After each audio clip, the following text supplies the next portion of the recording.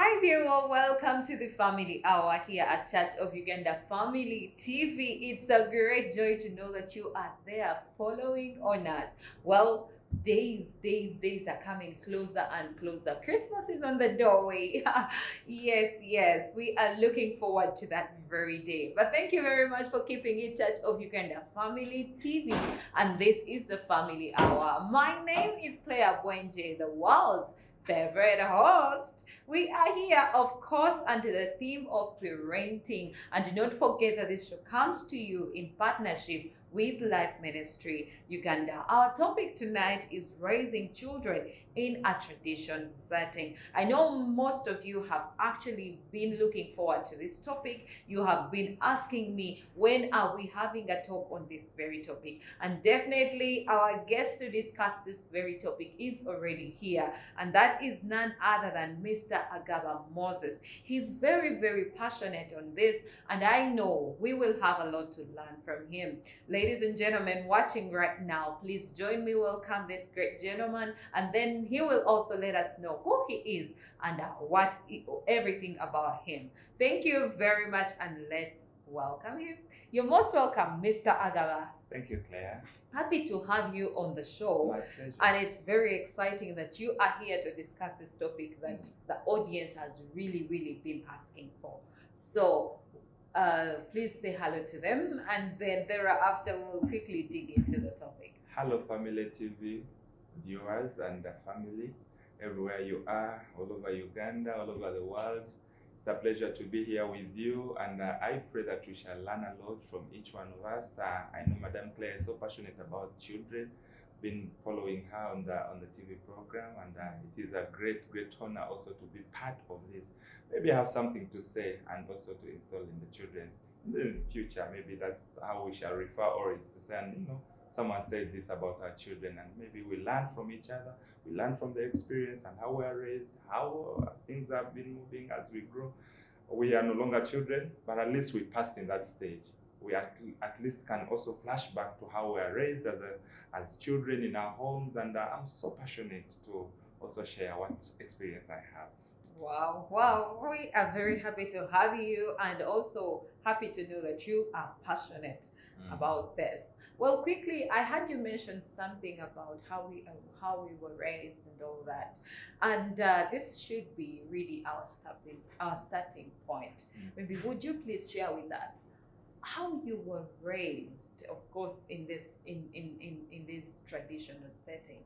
How were you raised? What was your experience, and how has it actually affected your parenting or your mindset on parenting now? Actually, Madam Claire, I was very lucky that I grew up in Sunday school. Wow. I remember when I was still a baby, a child, I was always taken to Sunday school. That was St. Andrew's Bukoto. So I grew up in... So you're the city born that we have. Oh my God. Yes. So I grew up in Sunday school.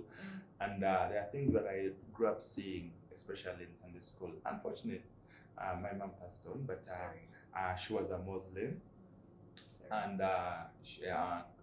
she used to take me to church. That's one thing actually I blessed a lot for, because as a Muslim mother, taking you to church, because she knew I was not a Muslim. And these are the things that I flash back and remember. Now, as I was growing up, I remember when I had finished my confirmation, I joined a school that was very far. And where I was, I joined a Pentecostal church, which also had a Sunday school. So through these settings and different places, I learned a lot from church and also from home, where I grew up from. Now, there are things that we grew up seeing as children, things we grew up doing at home. These are the things that carry on as we grow on, and with time, these are the things that come back and help you to shape in the society. Whereas we grew up in the city, but there are also disadvantages growing up in the city, because the cities that we were raised in were not actually former cities, were ghetto cities. Now, sometimes I flash back and I see these relations. You see, if maybe I was not taken to church, maybe I didn't have this, religious culture setting in me that was installed by my Sunday school teachers, and where I grew up from, the society has a different settings, drinking, smoking, chewing this stuff they chew. It was normal for them. But because me, there was another place that I was raised in. I never used to admire people used to do this stuff. Because honestly, you were living totally Different lives. Yeah. Exactly. And I remember there was a friend of mine called Amos. Amos was a reverend son, and he loved me so much. Actually, one of my biggest point in my as a child, as I was growing, as a growing up child, I remember Amos did something that actually was a Saint Guardian Angel, because I remember Amos used to take me to church. He used to motivate me to go to church. Remember when young, P3, P4, P5, I remember even the book, this confirmation. I don't know if you did confirmation. Yes, I did. These confirmation books. They used to sell them at 2,000 Uganda shilling. But that was a lot for us at home. Simon bought for me. Amos bought for me that book. Wow. I don't know if he bought it or if he got it from the Reverend's house. I don't know. But this boy did a lot, and year passed, so I met him when he was already married. That was primary. And when I went to secondary, things changed. But Amos did a lot of things in my life. And as I was growing up, these are the things that I remember. Now, when you relate the two, where you come from and where you hang around is, you see, the Bible says in Proverbs 22, is it 26, train up a child in the way they should go. Training comes from a relation of learning. You see, when you want to grow well, you want to do something better, you need to be trained in that field. So even as a growing up child, you need to be trained how life will be. But now we are trained according to the experience of our parents. Think about this: a child who has grown up from a native home, a village home. Do you expect such a child to behave like a town boy? Definitely no. No, because this is what the parents are training him to be. This is what they know. So you only give out what you have. You can't give out what you don't have. Definitely. It's like what they say, mother tongue. You know that you can have a Muchiga who speaks Luganda very well than even a Muganda. Why? Because maybe this Muchiga man grew up from a home that speaks Luganda, so they will give him what they have. They cannot give him what they don't have, even if it's your culture, even if it's your tribe. But as long as the setting is different, that is what defines culture. So culture is what you adopt as you grow. It's what you are taught as you grow. It's what you learn as you see. So growing up comes from the settings that you see as a child. Definitely. And really, I like that, Moses, when you say who we are now is determined by where we were, how we were raised, where we came from, what our experience was. And really, I believe that, really. Madam Claire, do you realize that a child of a pastor or a child of a reverend or a child of a father reverend is, when they do contrary to what the society expects them to be, the society gets shocked.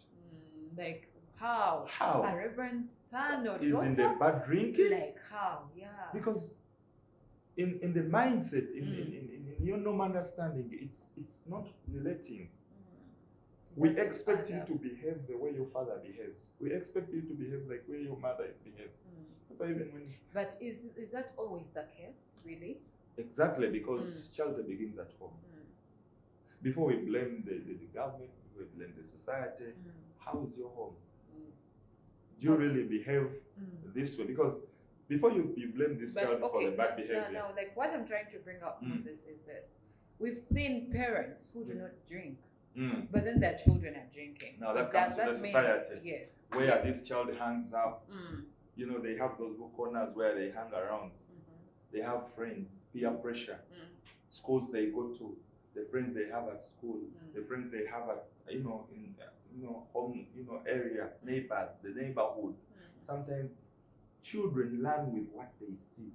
If they see this camera and he loves it, he wants to know what is in this camera. As I was growing up, I used to have an uncle of mine who used to have, he was a biker. Actually, he's a biker up to now. He's an old man, but he's still a biker. And every time he came with his big at home, we all wanted to be like Uncle Robert. Oh. And you see Uncle Robert coming with his bling with his jeans, skirt, and he has this big diggy and he parks there. Wow, He's a cool man. You know, Uncle Robert is so cool. Wow. And he was a generous man. He used to ride us around. So he would say, okay, you sit here and I take you around. And as we grew he up, was everyone's role model. Exactly. So we grew up saying, I want to be like Uncle Robert. When I grew up, I also buy one. So these are the things that we see as we are growing. Now, like for instance, at our home, going to church on Sunday, it is not even an excuse. You have to go. It is a must. Even up to now at my age, there's not a single day I remember on a Sunday that I can doze off, even when I'm very, very tired. Because as early as 1, I was taken to church. I told you I used to go to Sunday school. Even when my mom was a Muslim, she used to send me with my friends to go to church. We used to stay in Bokoto, that place is called Moribira Zone. And we used to, but those days, cars were a few and borders, they are not around. So we used to walk from Moribira up to Bokoto, St. Ambrose. It's quite a distance for the kids. But we used to enjoy the journey. You know why? We are going to church. We are going to church.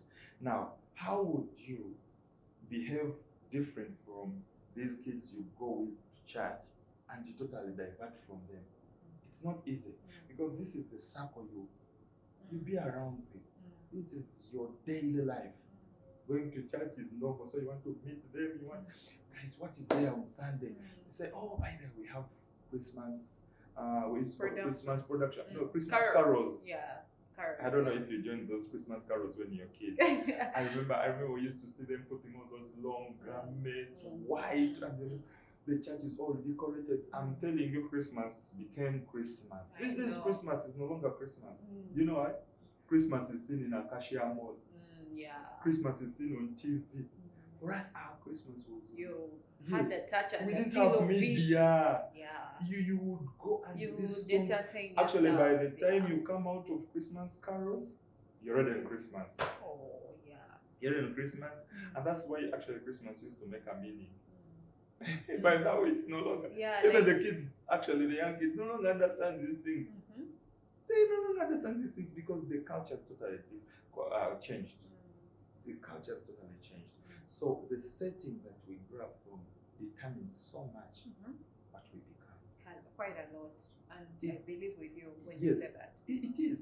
Because there are things right now, Madam Clare, you cannot do because you know they are wrong. A lot. No one needs to tell you that. Actually, there are very many. I think you shouldn't do this. No one should even tell you that. In your mind, you know this is wrong. Why? Because you didn't grow up doing that.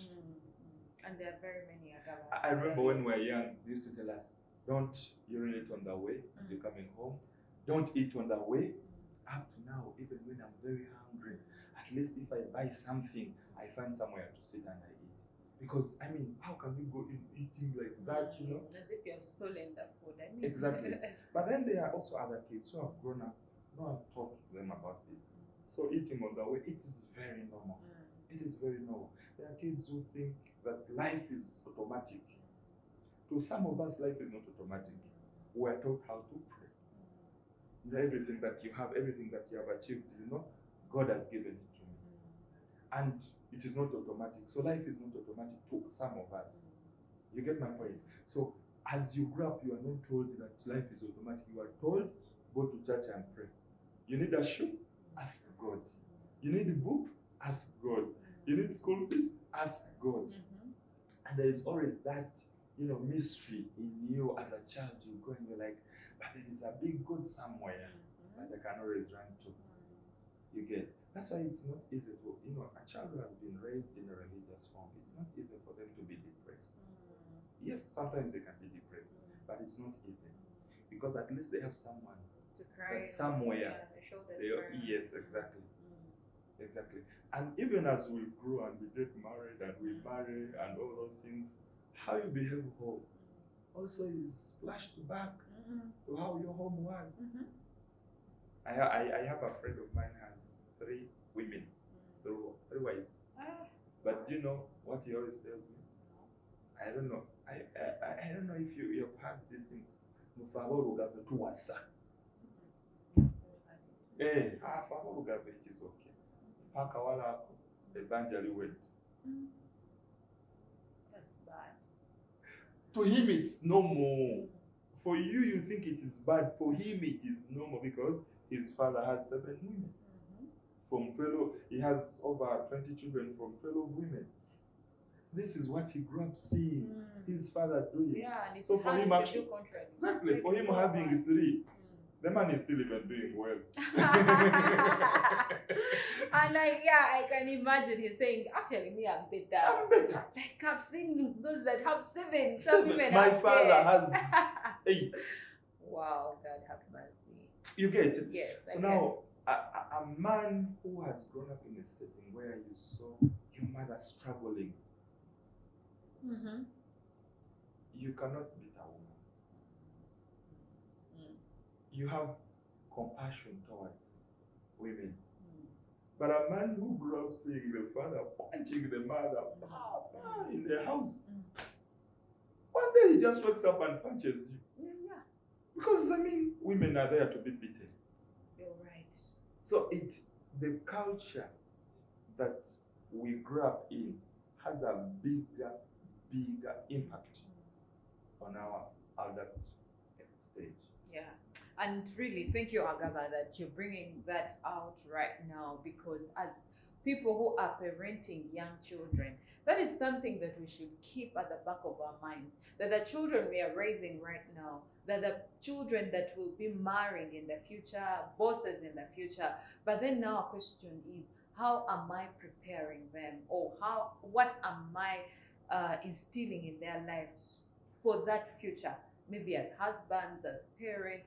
I mean, they will give what they have been given. So really, it's a call to us parents who are parenting the young generation now.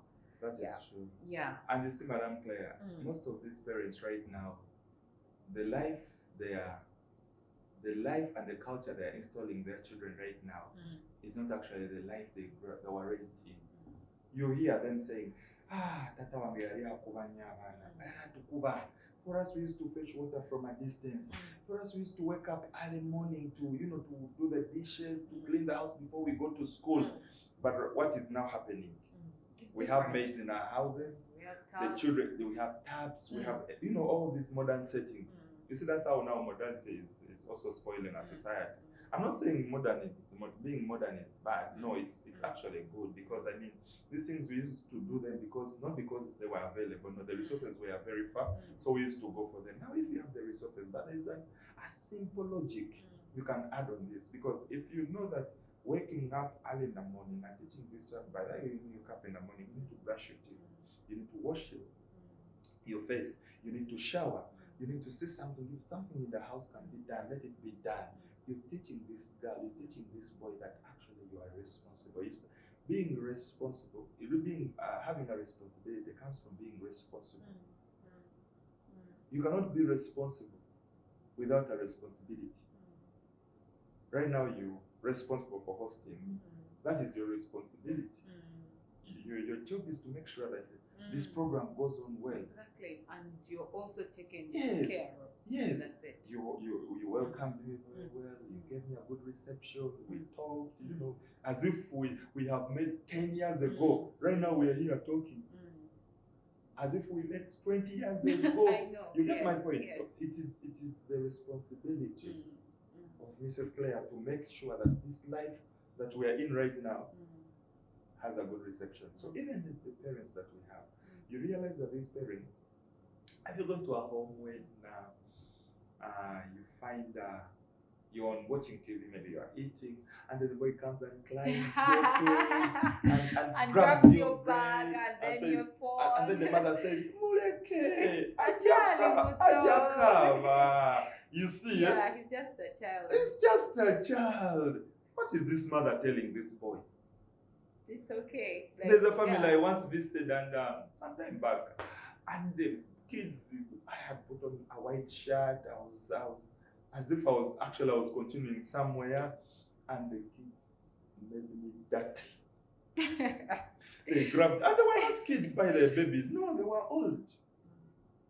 3, 4, 5 years, that age, 6. They know what they are doing. And the kid is just jumping around you. Someone, one of them even removed my baton. He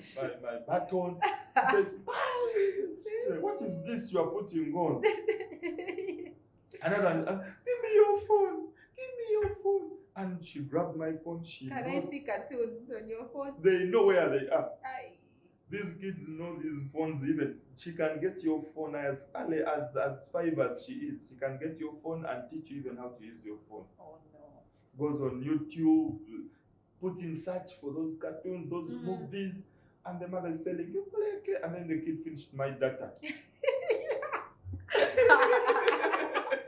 Because Muleke. And then grabbed you and said, "Uncle Moses, kolange chikere, kwa, kwa, kwa." And then you have to turn into a frog, kwa, kwa, because Mama Gambie, Muleke. And you don't want to be a bad visitor. Exactly. Yeah, exactly. You visit at home, someone's house, they have given you tea, and the kid is saying, "Can you echo?" And then, how are you going to refuse? So this, and remember when we are growing up, you come and greet a visitor and go out. Yes, exactly. And then you start just rotating around. Let the visitor go. Let they the will visitor give you go. an eye and you will understand. There when they caned me, I almost even lost my life.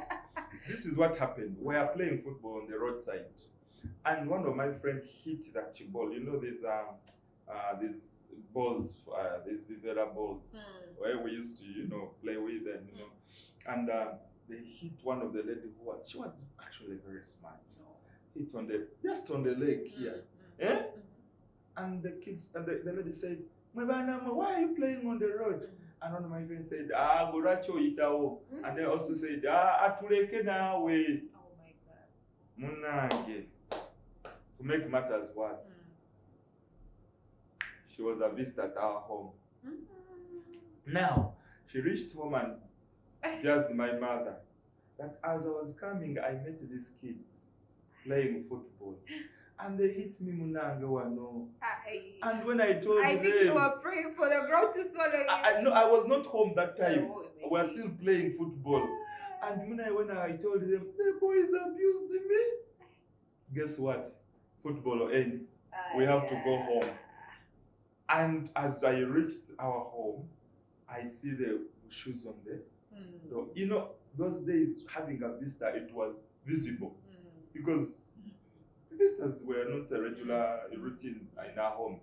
So I saw some shoes. I entered. They told, "Hey, we have visitors. Come and greet my friend. She has been lost for a long time." I entered. Whom am I seeing?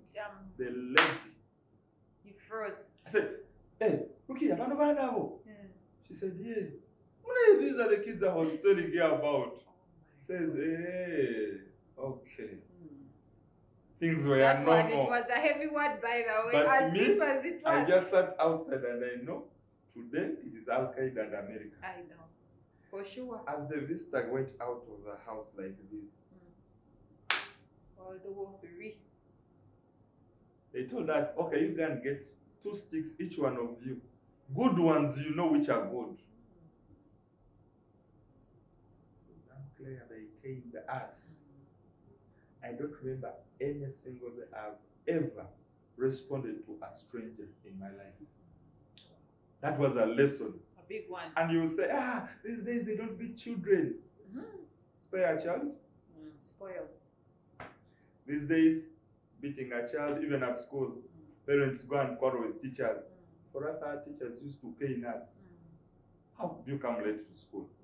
These days, the parents are the ones who make even their kids go late to school. What are you teaching them? Being punctual is wrong. It's actually not right. Hey, my kids, I have to pick them. I have to take them to school. You leave home at 9. School starts at 8:30. You get my point? You're teaching them. So these are the basics that we have actually diverted from. Culture is installed in us as we grow. Culture is not the language you speak. It's not the tribe that you raised in. No, these are the things you learn as you grow. Americans have a culture, but every home has a culture setting. It's different. There are homes where you visit and you find the children are very respectful. Hello, how are you? And these are whites. Hello, how are you? They are lovely, and they will give you room, you know, with their mother or with their father, and they go in, you know, for them at least they are blessed enough to have different sitting rooms. They can have two for the children and for adults.